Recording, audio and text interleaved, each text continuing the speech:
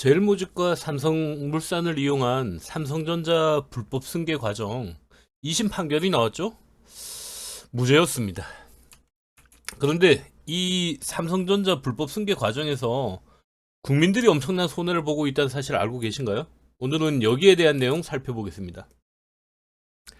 삼성전자 지배를 위한 합병 과정에서 국민 세금, 국민연금, 손실은 물론 주식시장의 신뢰까지 추락했습니다. 뭐 이래저래 피해는 개미와 국민이 보고 있죠. 국민연금 손실액 5천억 추정, 손해배상이 지금 진행 중이긴 하지만 이번 무죄 선고가 대법원에서까지 확정된다면 손해배상을 얼마나 받을 수 있을지, 받아도 얼마나 될지 그건 이제 장담할 수 없습니다. 그리고 이제 정부 국고 손실 2,100억 원 이상, 이거는 해외 사모펀드에 지급할 배상액이죠. 지금 이제 이 삼성전자 불법 승계 과정에서 정부가 관여했다라는 이게 이제 국제재판소에선 입증이 돼서 우리나라 이제 세금으로 해외에다가 2,100억 원을 이제 배상해야 합니다. 그리고 삼성물산 주주 손해. 삼성물산 주주는 개미들도 있겠지만 2대 주주가 국민연금이었거든요. 그래서 국민연금 손실액의 상당 부분은 삼성물산 주주 손해로 인해서 이제 생긴 거라 생각하셔도 됩니다. 이재용 회장 삼성전자 불법 승계를 위해 제일모직 삼성물산 합병으로 인한 배임, 회계부정에 대한 2심 판결 결과가 나왔습니다. 이재용 무죄, 관련 임원 13명 전원 무죄, 그리고 검찰이 제출한 2,300건에 달하는 증거 모두 불인정. 이번 재판부 아주 뭐 단단히 마음을 먹은 것 같습니다. 서울고법 형사 13부 여기서 이제 판결을 내렸는데 자본시장과 금융투자업에 관한 법률 위반 등의 혐의로 기소된 이재용 회장과 임원 14명 전원에 대해 무죄를 선고했습니다. 제일모직의 가치를 높이기 위해 자회사인 삼성바이오로직스의 분식회계에 가담한 혐의와 관련해서도 삼성바이오로직스와 삼성바이오에스피스에 대한 지배력 여부 등을 검토한 뒤 검찰의 항고를 모두 기각한 내용입니다. 재판부는 이 공소 사실을 입증하기에 증거가 합리적 의심을 배제할 정도로 입증되지 않았다. 중요한 범죄 사실과 사회적 파급 효과 등을 고려할 때 추측에 의한 시나리오만으로는 형사 책임을 지를 수 없다. 꼭 이제 기각 사유를 밝혔습니다. 합리적 의심을 배제할 정도로 입증되지 않았겠죠. 당연히 2,300건에 달하는 증거를 전부 다 불인정했으니까 어떻게 그걸 입증할 수 있었겠습니까? 이런 이제 증거 불인정으로 인해서 추측에 의한 시나리오라고 이제 얘기를 했죠.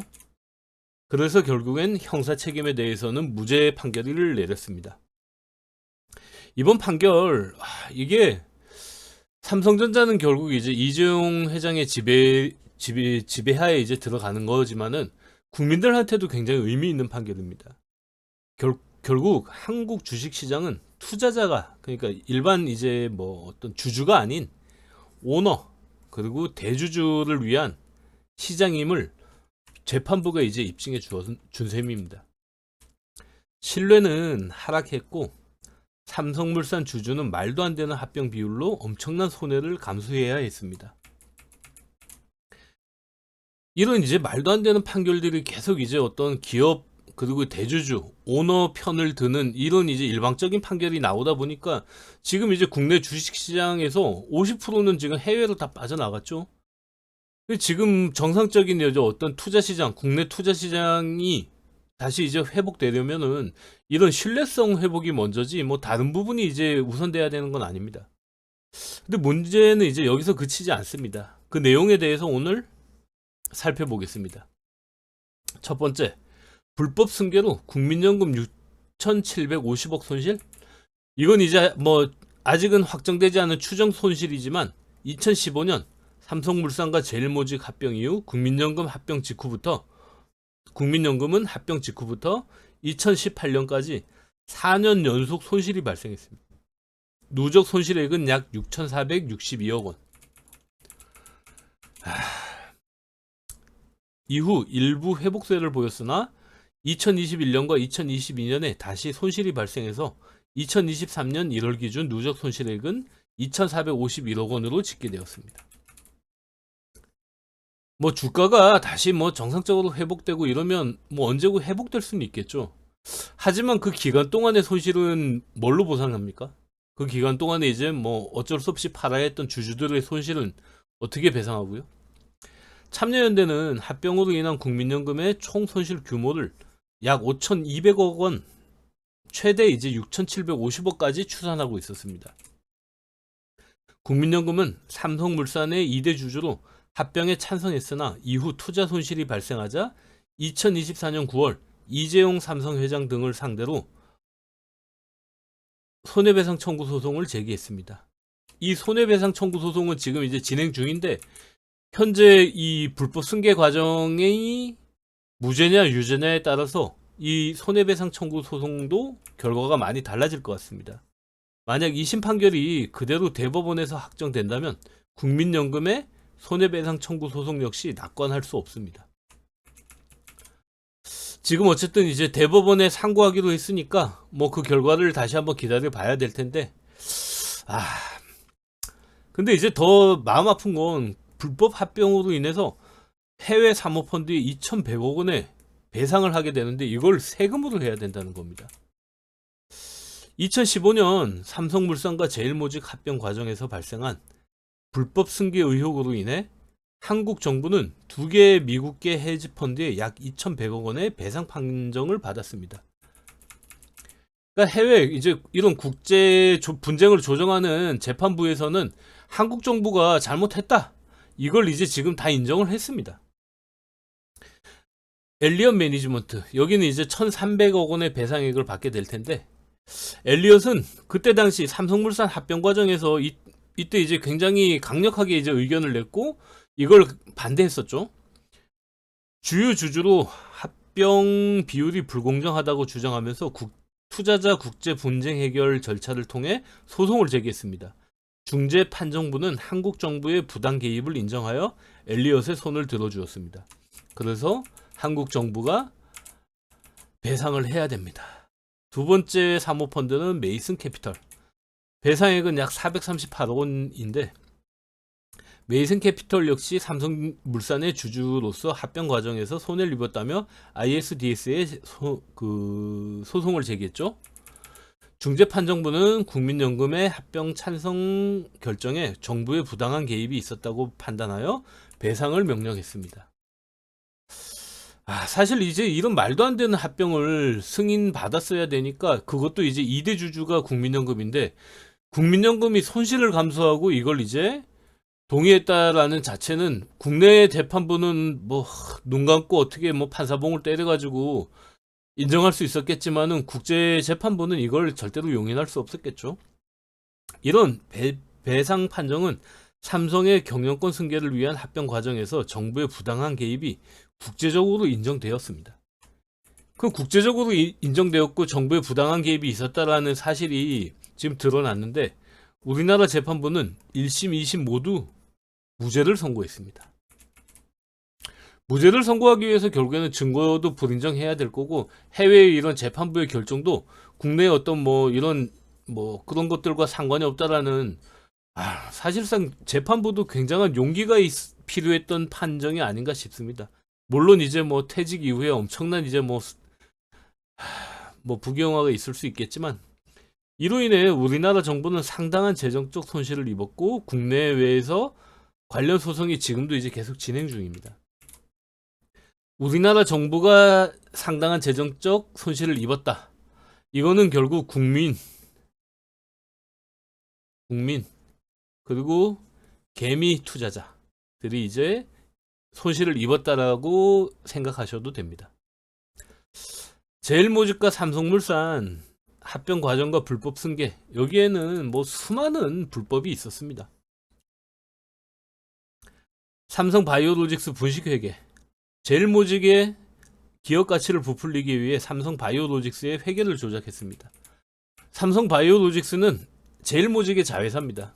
그러니까 자회사가 이제 엄청난 실적, 엄청난 뭐 성과를 달성했다라는 어떤 뭐 회계 조작을 통해서 모기업 봐라, 내가 가지고 있는 자회사도 이만큼의 실적을 냈으니 모기업은 오죽 이제 잘하고 있냐, 뭐 이런 것들에 대한 회계 부정을 했고, 삼성물산 합병 비율 조작. 삼성물산은 이때 당시 합병 당시에 매출 기준으로 제일모직의 5배 정도의 이제 규모가 됐고, 이익은 3배 정도가 되는 이런 이제 엄청나게 이제 삼성물산이 큰 회사였습니다. 그런데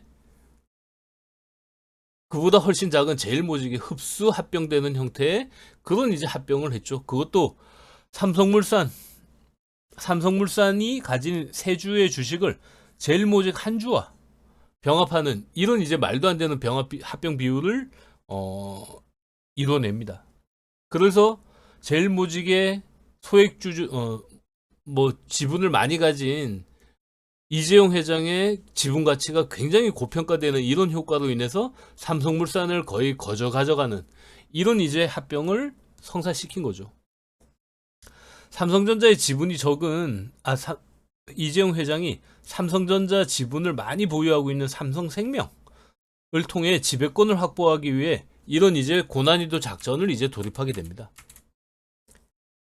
삼성물산이 삼성생명의 최대 주주였지만 이재용 회장의 삼성물산 지분은 0.6%에 불과했습니다. 그러니까 이제 0.6% 가지고 삼성생명을 지배할 수 없었고, 그러니까 삼성생명을 통해서 삼성전자도 지배할 수 없었던 거죠. 이재용 회장이 제일모직 지분을 23.2% 가지고 있는 최대 주주였습니다. 그래서 제일모직과 삼성물산을 합병해서 삼성물산을 이재용 회장이 지배하는 이런 그림을 그리는 거죠. 그러면 당연히 밑에 딸려있는 삼성생명이 지배하고 있는 삼성전자, 이렇게 해서 제일모직을 통해 삼성물산, 요런 이제 순환 지배 구조가 완성되는 겁니다. 이해가 되시죠? 시가총액, 매출액, 순이익 어느 면에서 보나 삼성물산이 압도적으로 크기 때문에 현실적으로는 불가능해 보였던 이 합병을 성공시키는 과정에서 당연히 수많은 불법이 이루어지게 됩니다.